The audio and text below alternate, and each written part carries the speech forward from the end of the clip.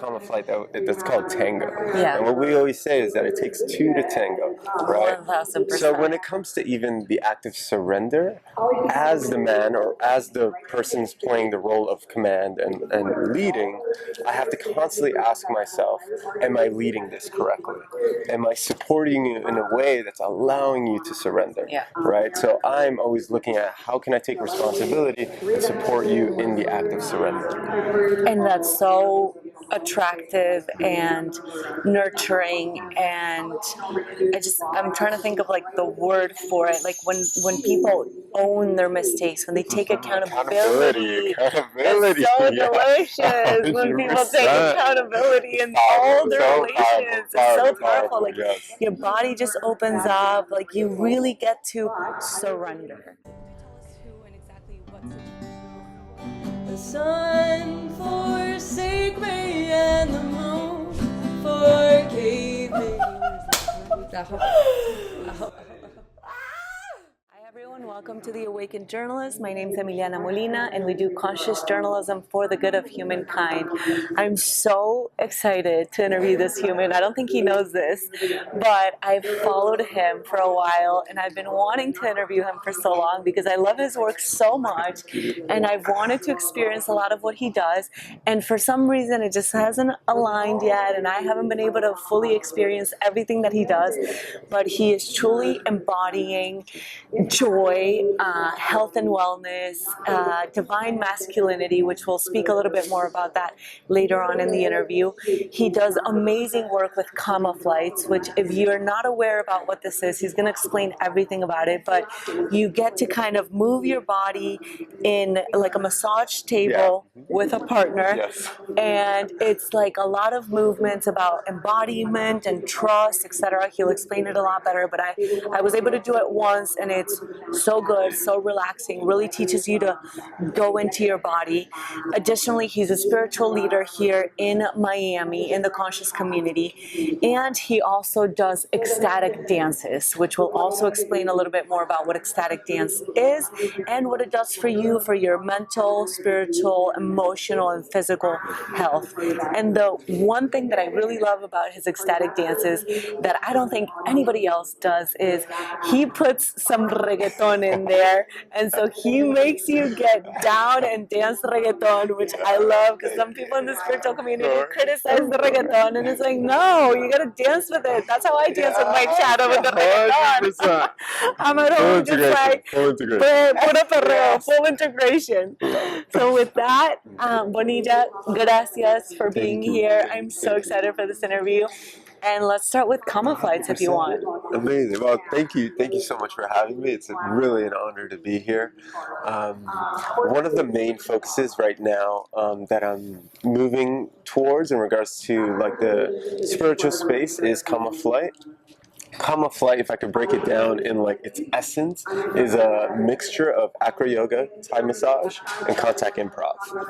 However, beyond the physical practices of those three movements, there is also shiatsu, ballroom dancing, tango. So it's this element of dance that I can't get away from as I, facilitate a lot of ecstatic dances. And Kama flight has given me that space. But more than that, it's given me a space where I can really talk about energetics, which we understand that everything in this world is about energy. So when we understand roles and the energy and the energetics that we're playing, whether it's masculine, feminine, command, surrender, push, pull, yin, yang, right? In this practice, we're understanding our role. What role are we playing? So the base being could be male or female, has the role of command, structure, leadership. Right? How do I hold the safe container? And then as a voyager, the role is surrender, play, expression, creativity, letting go, and trust, right? So when we play with those energetics, we see that the world is actually struggling with this, and it's been struggling with these dynamics for a very long time. So So it's an honor to show that and to express that and like really get people out of their head and into their body, which is the game that we're playing constantly. How quickly can I get out of my head and into my body? I love that. And you said something so important and it's the word surrender. And I feel like I've struggled with that so much in my life because, for example, and I'll use the example of partnership, there's been a lot of experiences in my relations where I haven't felt fully safe to surrender. And in that, from the little experience that I've had with Kama flights, I truly felt the presence of a masculine energy that was holding me through the movement, the surrender. And it took a minute for me to relax and ease into the practice. But when I was able to, it just felt so good to lean in and to expand and to fully surrender. Wow. Oh my God. Powerful. And part of the game is, right, like there's a move in Kama Flight that's called tango. Yeah. And what we always say is that it takes two to tango, right? 1000%. So when it comes to even the act of surrender, as the man or as the person's playing the role of command and leading, I have to constantly ask myself, am I leading this correctly? Am I supporting you in a way that's allowing you to surrender? Yeah. Right? So I'm always looking at how can I take responsibility and support you in the act of surrender. And that's so attractive and nurturing, and I'm trying to think of like the word for it, like when people own their mistakes, when they take accountability. It's so delicious when people take accountability in all their relations. It's so powerful. Like your body just opens up, like you really get to surrender. And I would love for us, like at the end of the interview, if you have maybe 5 minutes, if we could just show like a brief practice of what that looks like with the Kama flights.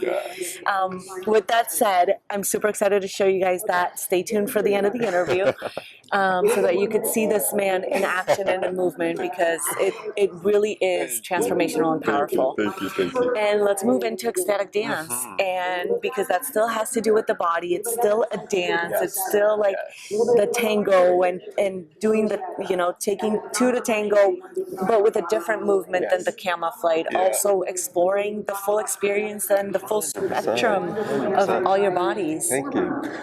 Ecstatic dance is incredible, right? There's many facets of how you can play into that dimension of dancing, but for me, it has been the most liberating way of expressing myself and the fastest way for me to connect to my soul, right? So when I drop into a dance, I'm like so out of my head and in my body, and I really get so many downloads of like how I need to move in this life, how I'm taking things so seriously, and it's not that seriously. It's not that serious. So it's a beautiful, beautiful like opportunity that I have to support people in that dance as well. I was in this space. I was leading this practice called the Conscious Banger, which was phenomenal, and it was perreo plus qigong plus breath work. But it was a whole spectrum, and I really do believe in the full spectrum. Same. To understand the light, you also have to understand the shadow, right? And what the shadow actually is, and is there a way for us to integrate the shadow, right? So perreo, for example, is something that has like in the spiritual community, most people won't tap into that space, but I'm just like, okay, let's think of it from a somatic space, right? Can we shake? Can we get rid of all of the doubts and beliefs that we have of ourselves? That's how I use perreo, right? So ecstatic dance is a powerful, powerful tool that I like to use to support people in their journey. And it's interesting. I love that you bring up perreo, and that's one of the things that I love about your ecstatic dances, because for me, for example, the way that I work with reggaeton is, all right, this is my shadow. Some of the lyrics are really dirty and naughty, and you know what? Sometimes my sapiosexual mind is very dirty, and let me own that. Let me integrate that. And what I do is I go into my room. Sometimes I light like a small candle, but I turn off all the lights. So with that one candle, like it's like I can see my shadow in the white walls of my room. So I literally talk to it, and I'm like, let's go, perreo intensa aquí en mi cuarto. I call that shadow work. Dance with the shadow. That's shadow work. I dance with the shadow, and I look at it. I'm like, I see you, beast. I see you, beast, and I know your fears, but I'm gonna tame you, and like I'm gonna love you, and I'm gonna integrate you.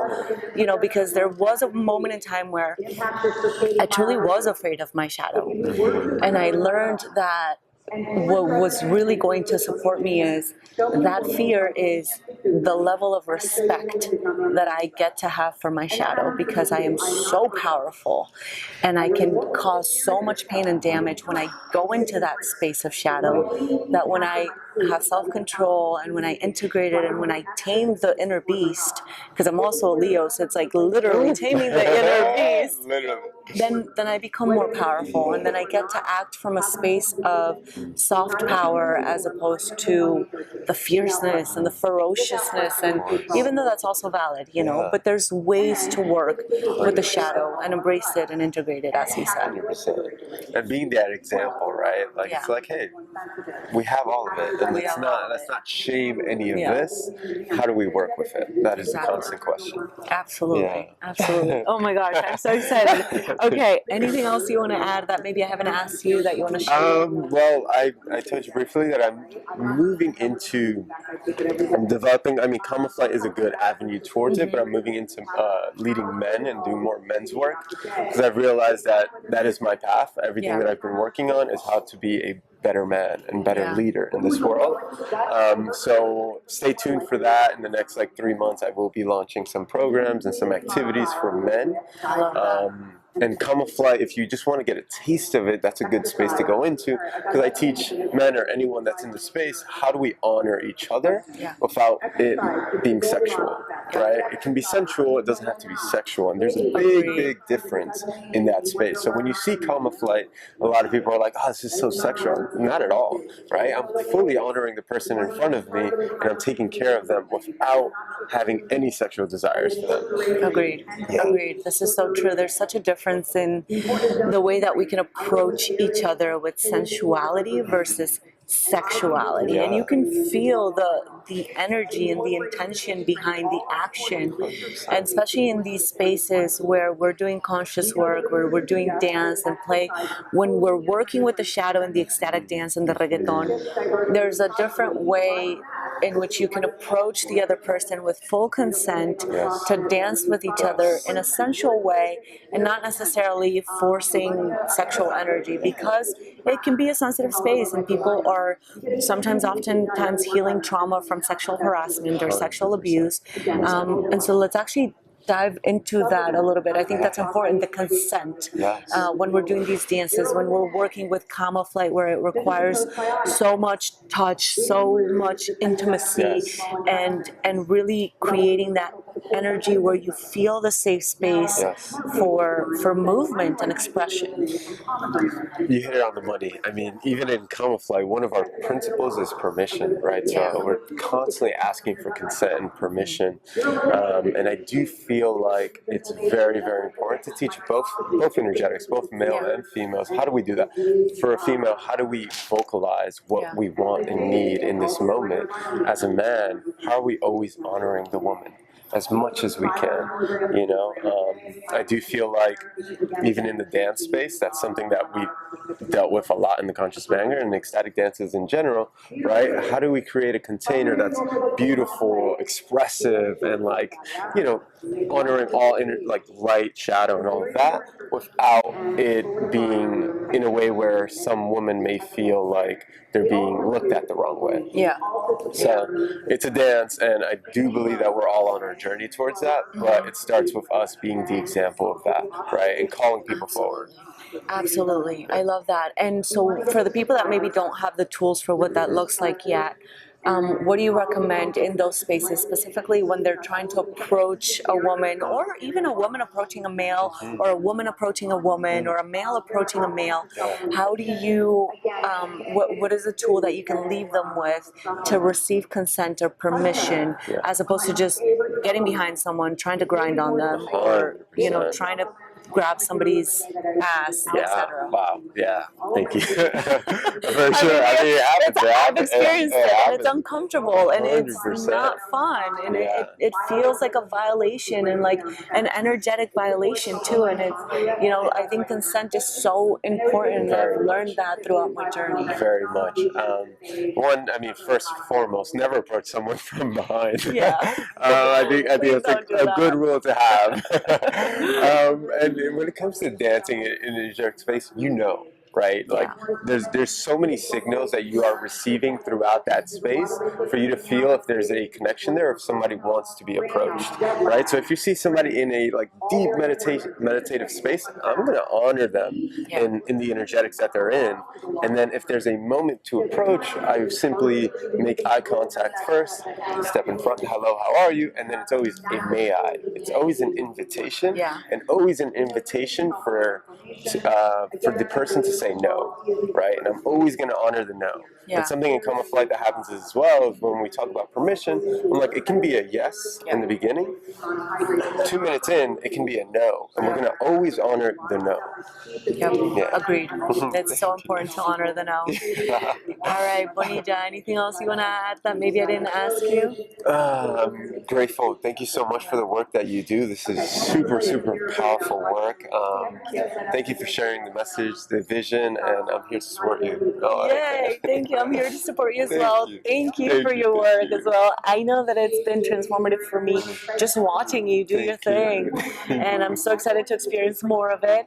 And also, like, I'm sure that you guys can feel this through the interview, but this man's energy and his presence, like, I just, even doing the interview alone, I just feel so safe, and I feel like I just went into full flow state in the interview, full surrender. I'm like, my body feels relaxed and expanded and wide open heart. So I just, if you get a chance, please experience his work. Follow him on Instagram. What are your social media handles as well? My social media is Bonilla Vibes. You can find me everywhere on that channel.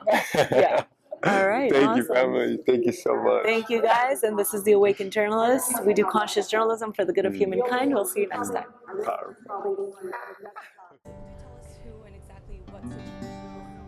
The sun forsake me and the moon forgave me.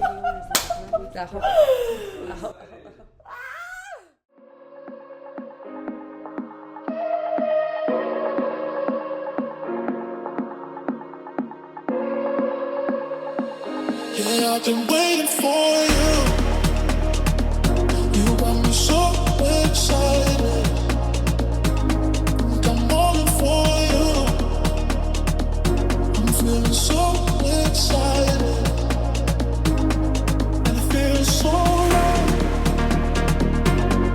And it feels so right. And it feels so right.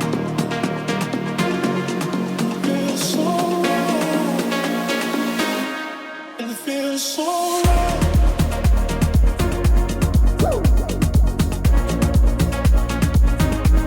And it feels so right.